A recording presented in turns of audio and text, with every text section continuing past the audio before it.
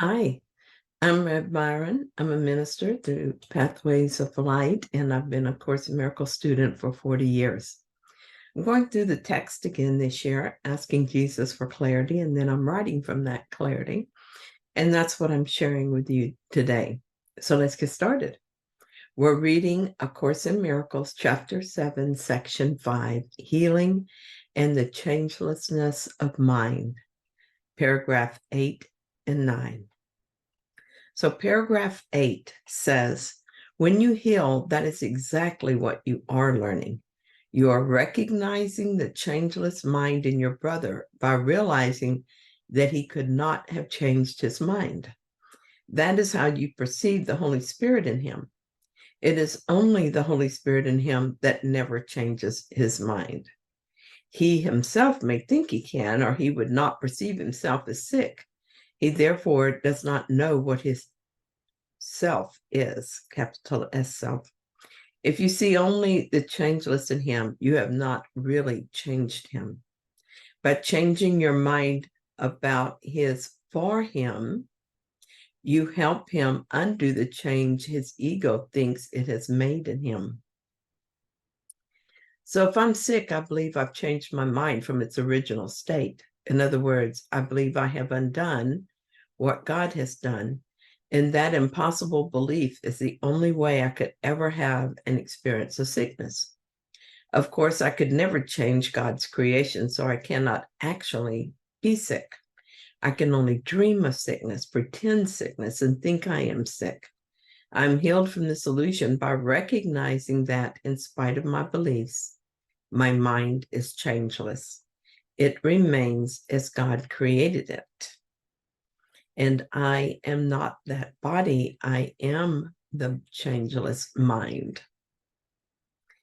This is the way I heal myself and also the way I heal others. I see in them the changeless mind, and I see nothing else. By my unwavering certainty about my brother helps to undo the change his ego thinks it has made in him. Poor ego, it is so delusional. On the other hand, if I look at my brother with my ego, I see him as the ego he sees in himself, as the ego sees him. And I reinforce that error in the mind. This mind is also mine. So I teach myself and him what I don't want to learn. So paragraph 9 says, as you can hear two voices, so you can see in two ways. One way shows you an image or an idol that you may worship out of fear, but will never love. The other shows you only truth, which you will love because you will understand it. Understanding is appreciation because what you understand, you can identify with. And by making it part of you, you have accepted it with love. This is how God himself created you, in understanding and appreciation and in love.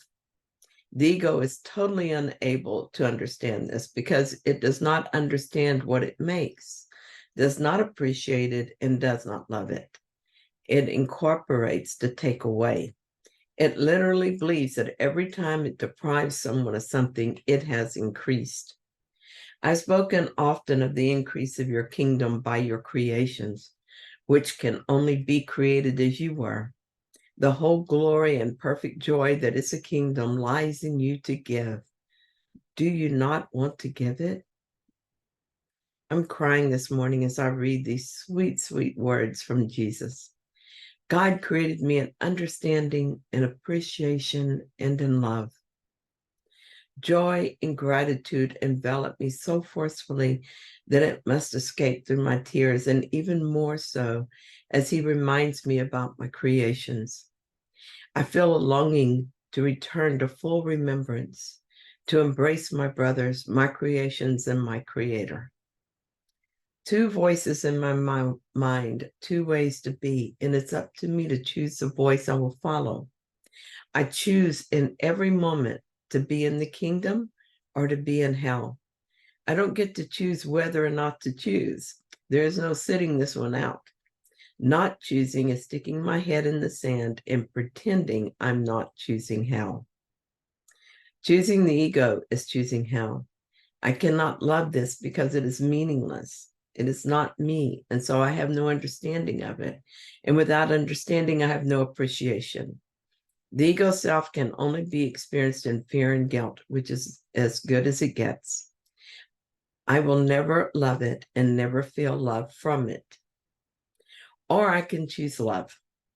I can choose the self that God made out of his love. I can love this self because I understand and appreciate it. Even though I have concealed it from my mind, I know it on the deepest level. Even though I have hidden it from myself, I know it and long for it because it is me. I remember it as I give it. The ego only takes and believes it increases in the taking, but my heart knows differently. It knows it can only increase through giving, and so I give love in whatever form seems helpful. I watch for the ego's desire to take and lay it gently aside, something no longer needed or wanted. Because now I understand that it doesn't increase and doesn't bring me in the direction my heart longs to go. I was thinking about how this works in my life. In the past, I have given generously of my time and money, but when I did not feel that I received equally in return, it seemed to me that I was being taken advantage of. In other words, I didn't give for the joy of giving, but because I expected gratitude or admiration, something in return. I was giving to get, and I would always be disappointed to some degree. I thought the recipients of my largesse were disappointing me, but really the disappointment was a result of seeking love through guilt. I was asking the ego to provide me with love, appreciation, and gratitude, and the ego didn't understand the request because it was not created in love, appreciation, and gratitude. It can only give me bitter disappointment, fear, and guilt because that is all it has to give. Now, if I feel that sense of disappointment or resentment, I recognize what happened. I was not giving for the joy of giving. My giving was really a form of taking. I slipped back into the ego belief that what I take from another actually increases me. Fortunately, I now realize this doesn't work and I can change my mind. I can choose to remember that I only increase in true giving and that my brother's increase is my increase. Thank you so much for joining me in this reading. I hope that you found it helpful. If you did, then please like it. And if you haven't yet, please subscribe. And I'll be back soon with another reading. See you then.